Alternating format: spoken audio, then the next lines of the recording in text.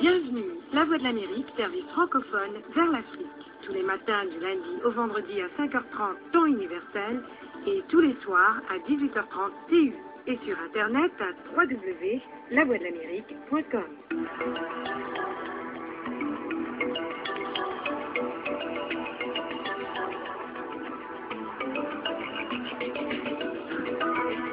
Aujourd'hui, l'Afrique centrale.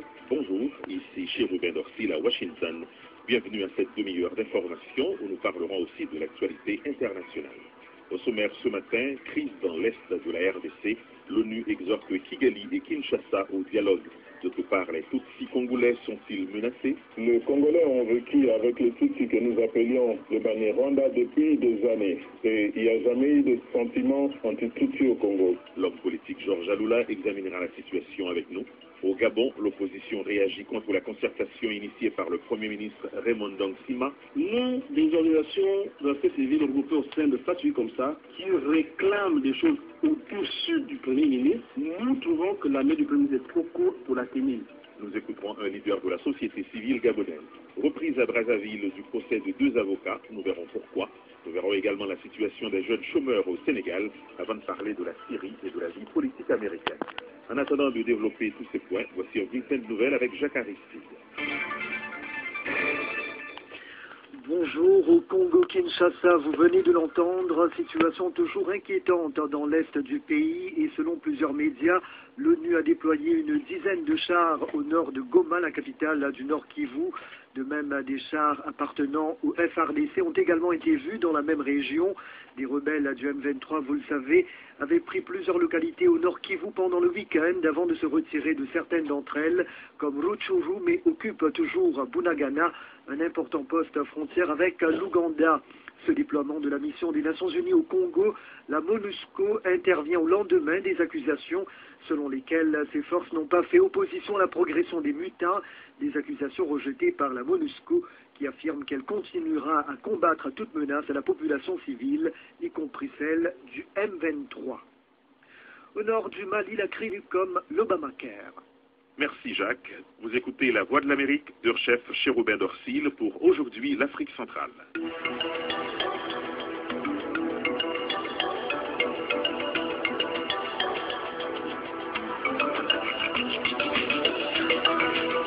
Première escale ce matin, la République démocratique du Congo. Le secrétaire général de l'ONU, Ban Ki-moon, a demandé aux présidents rwandais et congolais, Paul Kagame et Joseph Kabila, de poursuivre le dialogue afin de réduire les tensions découlant de la crise dans l'est de la RDC, selon un communiqué des Nations Unies. Sur le terrain, les FARDC se sont redéployés à Kiwanja et à Rutshuru centre, occupés la semaine dernière par des rebelles du M23. À Goma, la société civile vient d'organiser une journée ville morte pour protester contre cette rébellion du M23 et ses soutiens étrangers.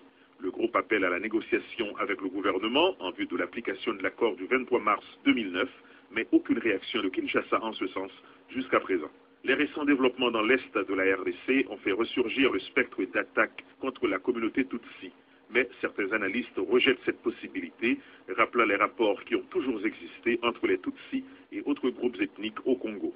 Écoutons l'homme politique et ancien candidat à la présidence, Georges Alula. Les Congolais ont vécu avec les Tutsis que nous appelions les Banyarwanda depuis des années. Et il n'y a jamais eu de sentiment anti-Tutsi au Congo. Mais ceux qui ont créé les troubles depuis 1994 dans la région des Grands Lacs sont responsables de ce qui arrive. Et on a vu le 2 août 1998, lorsque Laurent Désiré avait pris la décision de renvoyer les militaires rwandais au pays, et la guerre qui a déclenché ces génocides dont nous déplorons près de 8 à 9 millions de morts aujourd'hui, cela a engendré un sentiment anti-Tutsi avec la chasse aux Rwandais à Kinshasa. Et ceux qui prônent cette division, cette attaque à l'est du pays, exposent tous les Kivusiens rwandophiles qui sont dans la capitale ou dans les autres villes du pays. C'est ce que nous sommes en train de vivre. Une solution militaire, disent certains, n'est pas possible. Est-ce que vous croyez que, comme cela s'est fait en 2006-2008, on va voir de nouvelles négociations, un nouvel accord? Je crois qu'il y a un problème. Les M23, c'est un groupe armé. Il ne fait pas des cadeaux pour occuper les terrains. Donc,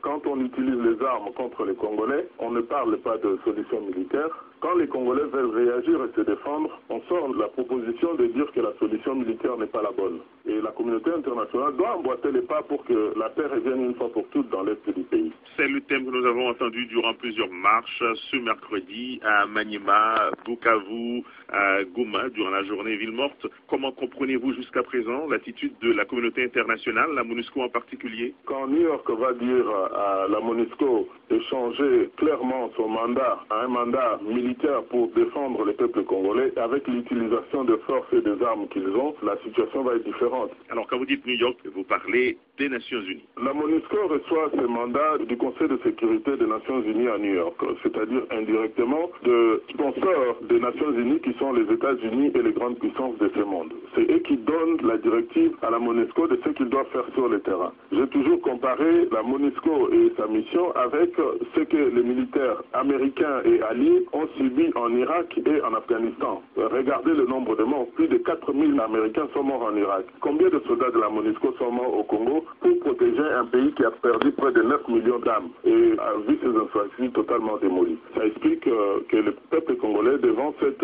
menace, puisse prendre le riz et pouvoir se défendre. À plusieurs reprises, le M23 a appelé à la négociation. Qu'est-ce qui empêche Kinshasa de négocier? De qui se manque-t-on? Surtout que militairement, il prouve que les forces armées de la RDC n'ont pas la capacité, du moins celles qui sont déployées à l'Est, de leur tenir tête. On sait aussi que les États-Unis avaient formé un bataillon de 1000 soldats congolais. Nous voulons les voir en action pour voir comment ils peuvent commencer à défendre ces pays. Georges Aloula nous parlait de la région métropolitaine de Washington DC.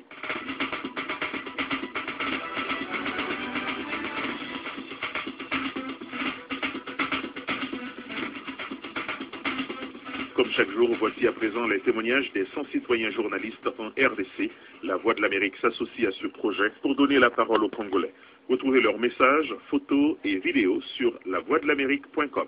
Je m'appelle Al-Hajj Pedra Valero, je suis journaliste et citoyen de la Voix de l'Amérique en ville de Béni. L'actualité qui domine ici même en ville de Béni, c'est la marche pacifique qui a été organisée par la société civile en ville de Béni et la population locale, dont la population locale a protesté contre le mitin de M23. Et puis la population locale a commencé à cette marche au repos du 30 juin ici même en ville de Béni pour aller déposer le mémorandum au bureau du maire de la ville de Béni, dont il a fait un discours concernant cette affaire. Après cela, cette marche a chuté au bureau de la MONUSCO ici même en ville de Béni.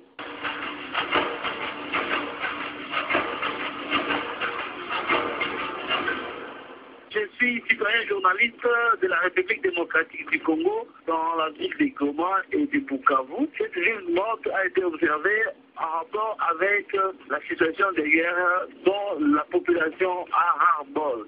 C'est pourquoi la population a décidé de passer cette journée sans activité pour revendiquer, pour prouver les mécontentements par rapport à cette situation. La Voix de l'Amérique s'associe à 100 citoyens journalistes en RDC.